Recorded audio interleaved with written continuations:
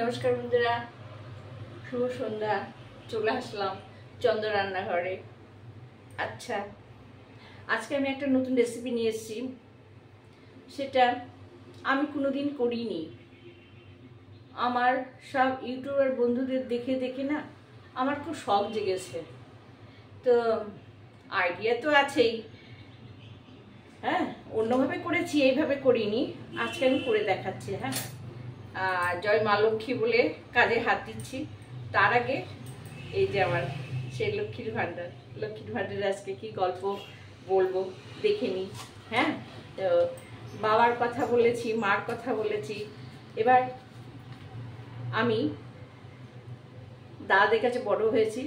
দাদাদের সংসারে, দাদারা বিয়ে করেনি, তখন সংসারে আমি ছিলাম, আমার মা ছিলেন, হ্যাঁ, কলকাতায়।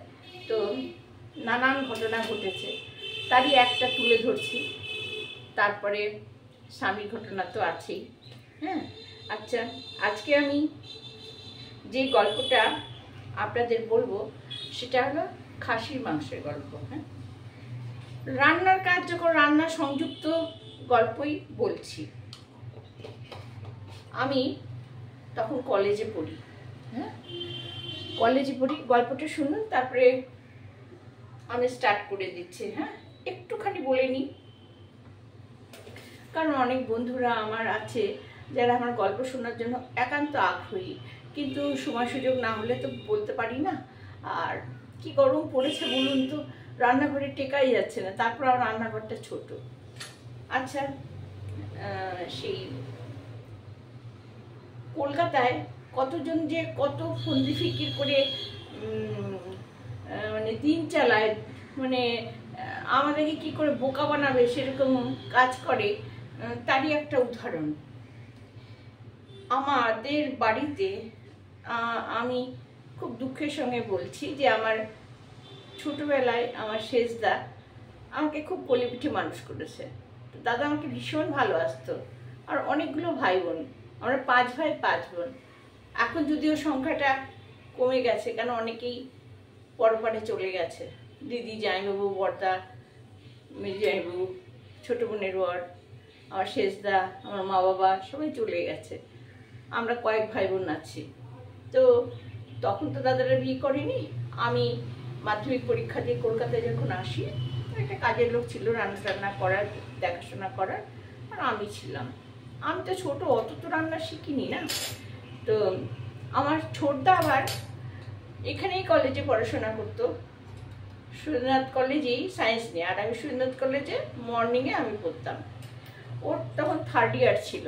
তো ও বাজারঘাট করতো। ও যখন পড়াশোনায় ব্যস্ত হয়ে গেল তখন শেষদা বাজার করতো। তো সেই শেষদা রেগুলার বাজার করতো। তো একদিন হয়েছে কি, কন্ট্রাক্টরি কাজ, সন্ধ্যাবেলা সবাই বাড়ি চলে আসতো, লেবার কন্ট্রাক্টর সব ছিল। তো আসার সময় আমার মেজদা বাজারে যেত না সচরাচর। যখন বাজারে যেত তখন অনেক মানে পার্শে মাছ, চিংড়ি মাছ, ইলিশ মাছ, এগুলো একসাথে 2-3টে মাছ নিয়ে আসতো। তো সেদিন কি হয়েছে, রাস্তাতে আসার সময় দেখছি কিছু মনে করবেন না, মুসলিম অনেক বন্ধুরা আছে, সবাই যে মির্জাপুরের জাত তা তো নয়। তো এই মুসলিম ভদ্রলোক রাস্তাতে বসে মাংস বিক্রি করছিল। তো দাদা মাংস দেখে টাটকা মনে হয়েছে, নিয়ে চলে এসেছে। আমাকে সে বলছে, আমার ডাক নাম বুকু, বুকু, ভালো করে রান্না কর, আজকে রাত্রিবেলা জমিয়ে মাংস ভাত খাবো। মাংস আমাদের রেগুলারই আসতো, 2-1 দিন বাদ যেত, কারণ আমাদের অ্যালসেশিয়ান কুকুর ছিল, তার জন্য মাংস রেগুলারই আসতো। তো ওর জন্য আলাদা রান্না করতেই হতো আমাদের। তো মাংসের প্রতি আমাদের অভুক্তি ছিল, অত মাংস টাংস খেতে ইচ্ছে করতো না। আর আমি তো মাছ ভালোবাসি, ফল ভালোবাসি, দুধ ভালোবাসি, যাই হোক। তা আমি তো মশলা টশলা করে, তখন তো মিক্সিও ছিল না, হাতে বেটে মশলা রেডি করে আমি মাংস কষিয়ে রান্না বসিয়ে দিয়েছি। তো দাদাদের একটা ইয়ে ছিল, যখন কষা মাংস হয় খাসি মাংস যখন কষা হয়, যখন জল দেবো তার আগে বলতো যে আমাকে 2 পিস দিবি, আমরা খাবো। তখন দাদারা চাইতো, তা আমি প্লেটে করে দিতাম। তো এই মাংসটা যখন মানে আমি বেসিনে ধুতে যাই, তখন আমি বাগুয়াটির বাড়ির কথা বলছি, বেসিনে ধুতে যেদিকে মাংসটা ভীষণ লাল, সে মাংস আর মানে সন্দেহ হলো, মাংস তো রোজই রান্না করি, এত লাল কি হয়, কি জানি হয়তো টাটকা তাই। যাই হোক, বসিয়েছি মশলা দিয়ে, আস্তে আস্তে বাজে গন্ধ ছাড়ছে। মানে ওই কিছু ছাগল পাঠা আছে না, যাদের পরিষ্কার পরিচ্ছন্ন হয় না, রাস্তাতে যেত রাম ছাগল, আমাদের ইডিতে দল বেঁধে যেত, ভীষণ বাজে গন্ধ, সেরকম একটা গন্ধ। তারপরে আমি দাদাকে বলছি, দাদা মাংসটাতে গন্ধ বেরোচ্ছে। তো বললো যে আমাকে কষা মাংস দে। কষা মাংস যখন কষানো হয়ে গেছে, দিয়েছি 2 পিস। বলে কি, তো ভালো না রে, তুই বেশি করে গরম মশলা দে, আর খুব করে প্রেশার করে সিটি দে। আমি 4টে সিটিতে মাংস হয়ে যায়, 4টে সিটি দিয়ে রেখে তারপর খুলে দিকে হয়নি, 5টা দিয়েছি, 6টা দিয়েছি, 7টা দিয়েছি, 8টা দিয়েছি, তাও মাংস সিদ্ধ হয়নি। আর গন্ধ, সেই গরম মশলা দিয়েছি, গরম মশলার কোনো গন্ধই নেই, কেমন একটা বাজে গন্ধ ছাড়ছে, ফোকরা বাটার গন্ধ বেরোচ্ছে। আমি যতই বলি, দাদা এ মাংস তো সিদ্ধ হবে না রে, আর এই গন্ধও যাচ্ছে না, দাদা ততবারই বলে বেশি করে গরম মশলা দে। আবার আমি যখন বলি, দাদা মাংস কিন্তু বাজে গন্ধ ছাড়ছে না, বলে আরো মশলা দে, আরো গরম মশলা দে, আরো গরম মশলা দে, আরো সিটি দে। তারপরে এক সময় থামতে হয়, আমি থেমে গেছি, বলছি না এই মাংস আমি আর রান্না করতে পারবো না। তো আমি রান্না বন্ধ করে বসে আছি। এমন সময় ছোদ্দা বাজারটা যে করতো, শেষ তো ছিল না, ছোদ্দা বাজার করতো। ছোদ্দা এসে দেখে বলে কি মাংস এনেছিস, এটা তো বরকির মাংস। আর তখন দাদা বলছে, তাই এটা বরকির মাংস? তুই কি করে বুঝলি? বলে মাংস সিদ্ধ হবে না কেন, এই মাংস দেখেই তো বোঝা যাচ্ছে লাল টকটকে, ভালো না। তো বলে যে কোথা থেকে এনেছি? বলে রাস্তায় এক বুড়ো মতন ভদ্রলোক বসেছিল, তার কাছ থেকে নিয়েছি। বলে মাংস কিনতে গেলে ভালো দোকান দেখে আর নিজেদের চেনা জানা বাজার থেকে কিনতে হয়, এসব জায়গা থেকে কে কেনে? তো দাদা রেগে মেগে বলছে, দাঁড়া আমি দেখাচ্ছি মজাখানা, কালকে গিয়ে যখন ওই বেটাকে দেখবো খুব বকাঝকা করবো, দাঁড়া যে কি মাংস দিয়েছে। দাদা তো হুমড়ি করছে। ছোটদা বলছে, তুই কালকে ওই লোকটাকে তুই ভাববি যে ভাবছিস যে ওখানে বসে আবার মাংস বিক্রি করবে? ও আর নেই, ওই তল্লাটাই নেই, ওকে আর কোনোদিনই তুই পাবি না, আর কোনোদিন ওর টিকিট নাকাল পাবি না। এটা খাসের মাসের গল্প গেল। হ্যাঁ, তাই বলছি, রান্না করতে গেলে রান্নার অনেক রিলেটেড অনেক কথা আছে। আচ্ছা থাক, আমি আবার পরে গল্প করব।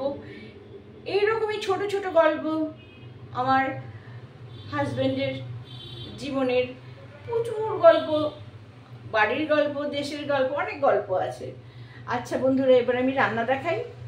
আচ্ছা, আমি আজকে করছি মিল্ক পাউডার দিয়ে, ময়দা দিয়ে, চিনি দিয়ে, শিরা করে, এই আপনারা লেডিকিনি যে বলে, লেডিকিনি বা চমচম, সেরকম তৈরি করছি, আপনারা দেখুন।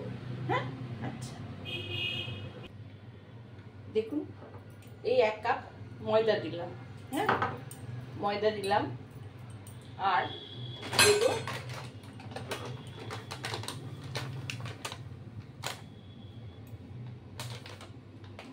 ½ কাপ গুঁড়ো দুধ,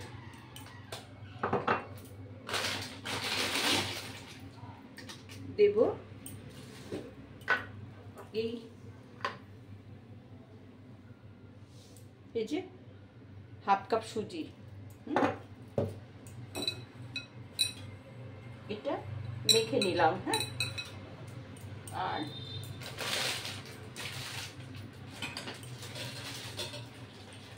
এটার মধ্যে দেব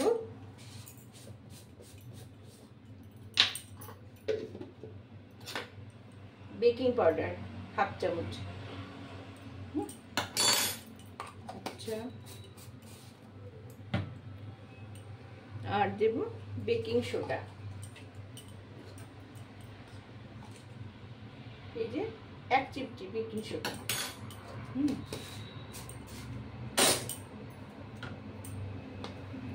এই উপকরণগুলো সব মেখে নেব। হ্যাঁ,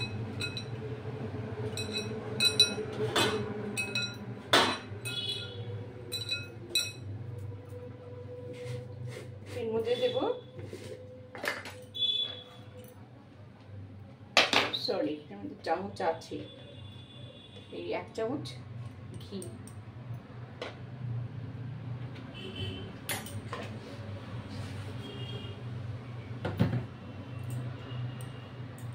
এইবার এটাকে খুব সুন্দর করে আমি মেখে নেব। হ্যাঁ,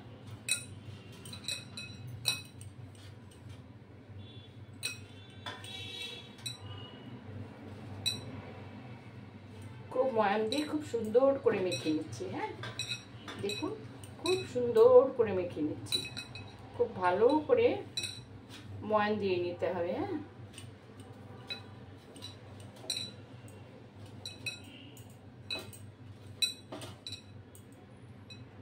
দেখছেন এই যে এরকম হয়ে যাবে। হ্যাঁ, ময়ামটা এই যে। হ্যাঁ, এবার আমি দেবো এর মধ্যে একটু সামান্য দুধ,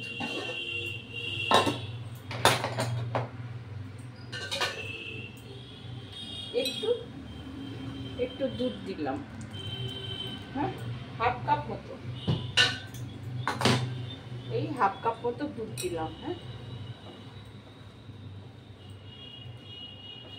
মেপে দিলাম না, আমার আন্দাজে হাফ কাপ মতো দুধ দিলাম। হ্যাঁ,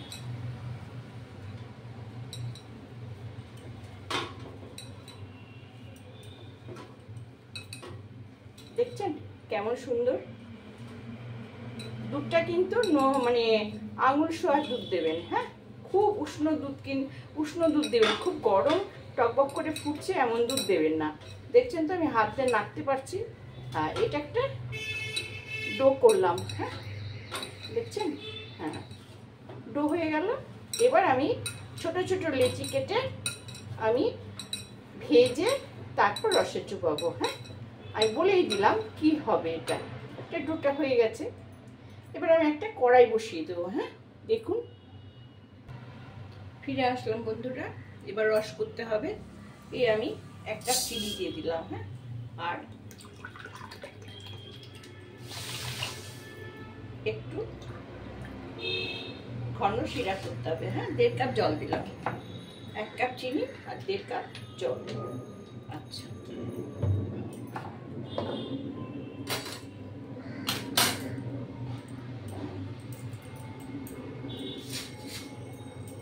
এটা একটু জাল হবে, একটু ঘন শিরা হবে।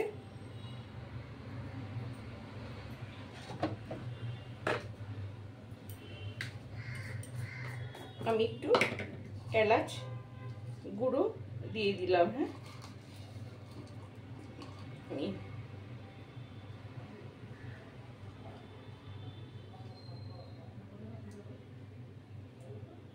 এই এলাচ ফাটিয়ে এলাচের গুঁড়ো দিয়ে দিলাম, যাতে গন্ধটা সুন্দর হয়।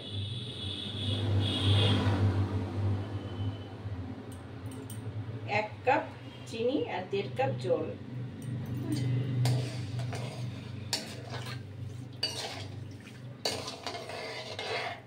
আচ্ছা, এটা হতে থাক। হ্যাঁ, আর ততক্ষণে আমি দেখুন এই থালার মধ্যে এটা ফুটবে, তাতে হয়ে যাবে। হ্যাঁ, আমি রসটা আপনাদের দেখাবো। হ্যাঁ, একটু ফুটুক। আচ্ছা,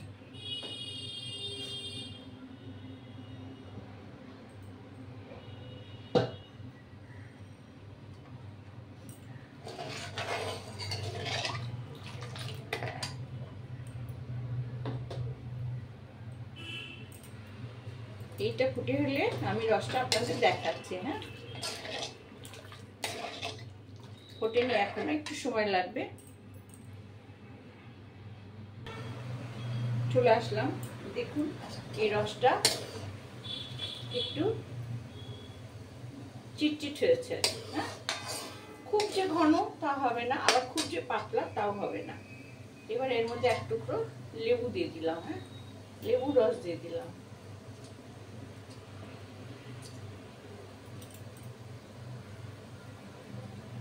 আরেক টুকরো রাখবে, আরেক টুকরো দিয়ে দিলাম। হ্যাঁ, সুঘ্রাণ বেরোবে। আচ্ছা,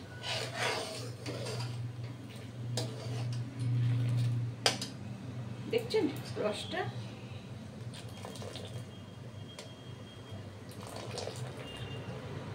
একটু ঘন হয়ে গেছে।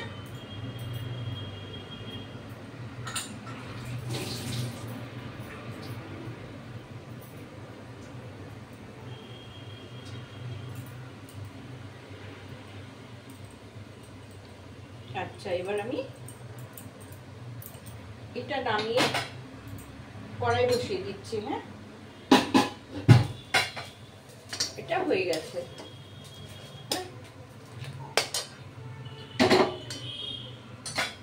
এবার আমি এই কড়াই বসালাম, এর মধ্যে আমি তেল দিলাম। হ্যাঁ, আর দেব একটু স্বাদের জন্য একটু ঘিও দিয়ে দেব।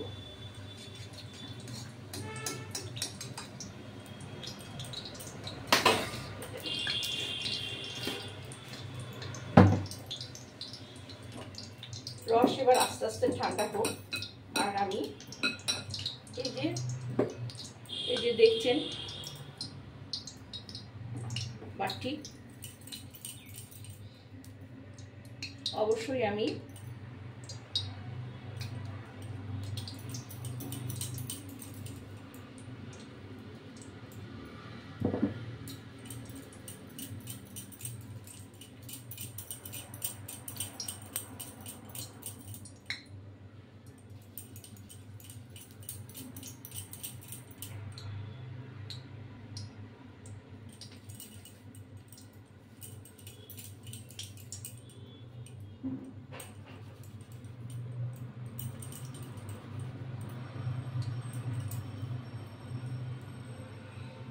এরকম গোল গোল করে একটু বড় করে করি। হ্যাঁ,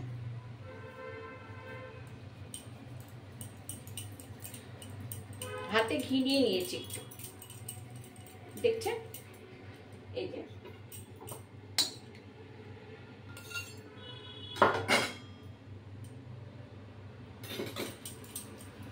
তেল কিন্তু গরম হয়নি, বুঝেছেন?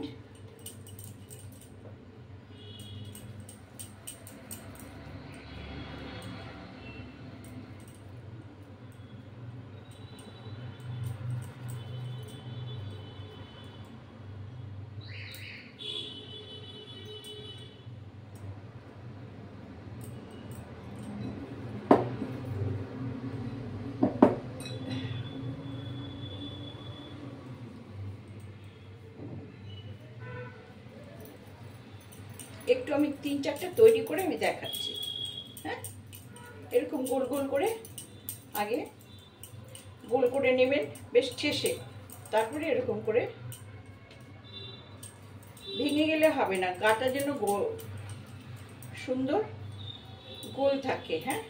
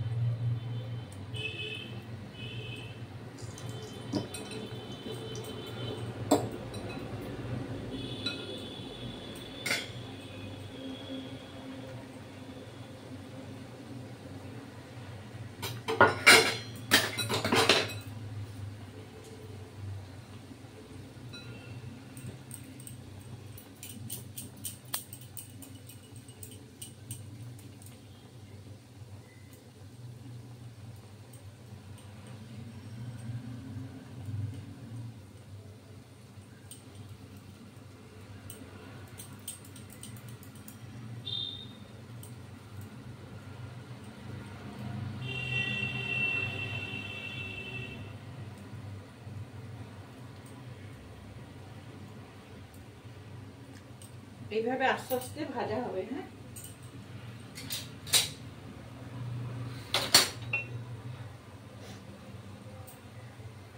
বেশ লাল করে ভাজা হবে ডুবো তেলে। হ্যাঁ,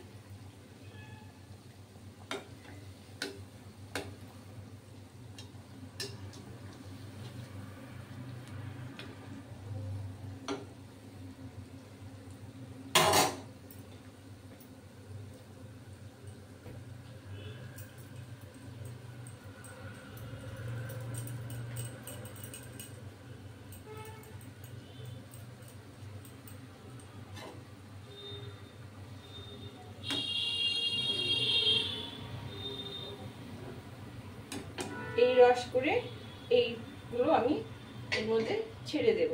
হ্যাঁ, গরম গরম করবো আর তৈরি করবো আর ছাড়বো।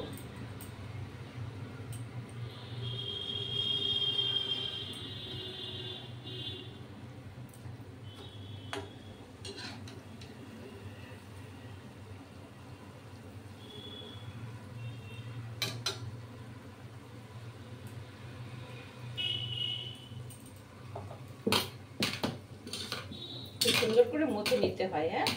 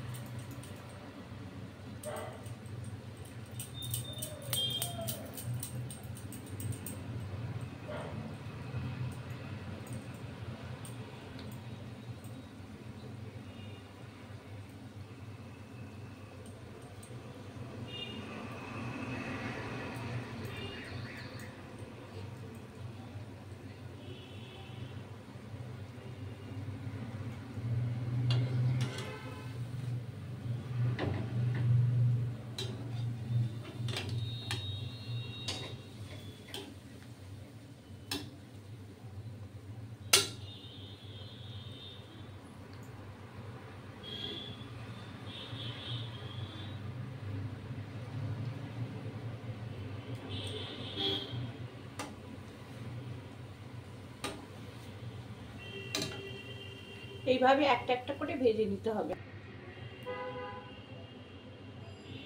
দেখুন বন্ধুরা, আমি এইটা দেখুন, এই যে রস, গরম রসে ফেলে দিয়েছি।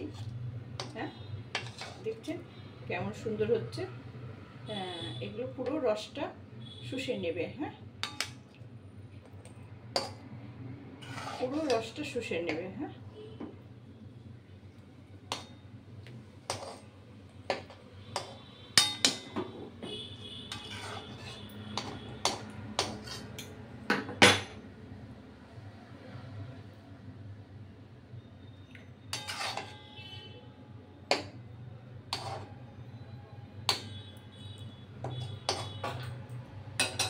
এবার আমি একটু ঢেকে দেবো।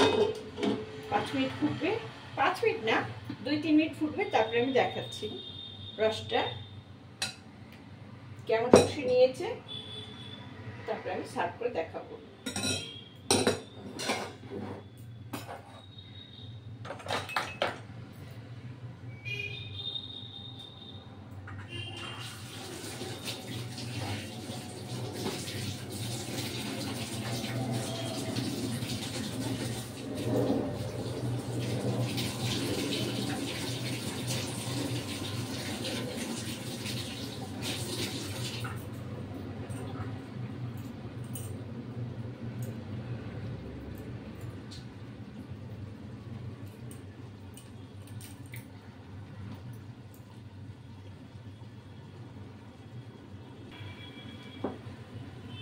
মিনিট বাদে ফিরে আসলাম। দেখুন কেমন বড় বড় হয়ে গেছে। হ্যাঁ, দেখছেন ফুলে কত বড় বড় হয়ে আছে, রসটা পুরো শুষে নিয়েছে। হ্যাঁ, দেখছেন তো। অবশ্য আমার সব সাইজ সমান হয়নি, ছোট বড় হয়েছে। এবার আমি অফ করে দিলাম। আর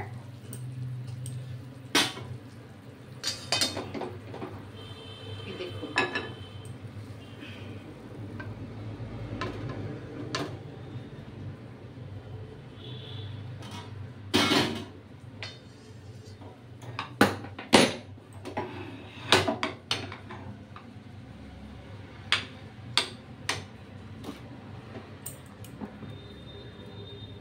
দেখছি কেমন সুন্দর হয়েছে।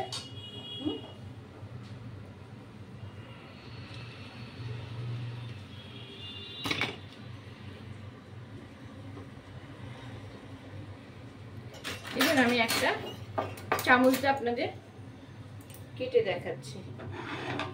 দেখুন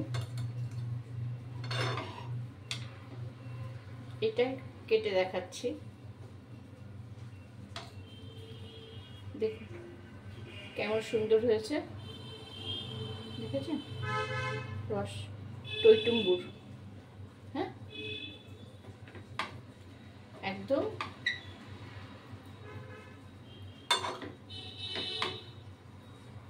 এরকম হবে। হ্যাঁ, আচ্ছা, ভালো লাগলে সাবস্ক্রাইব করবেন, লাইক করবেন, শেয়ার দেবেন। হ্যাঁ বন্ধুরা, রাখছি।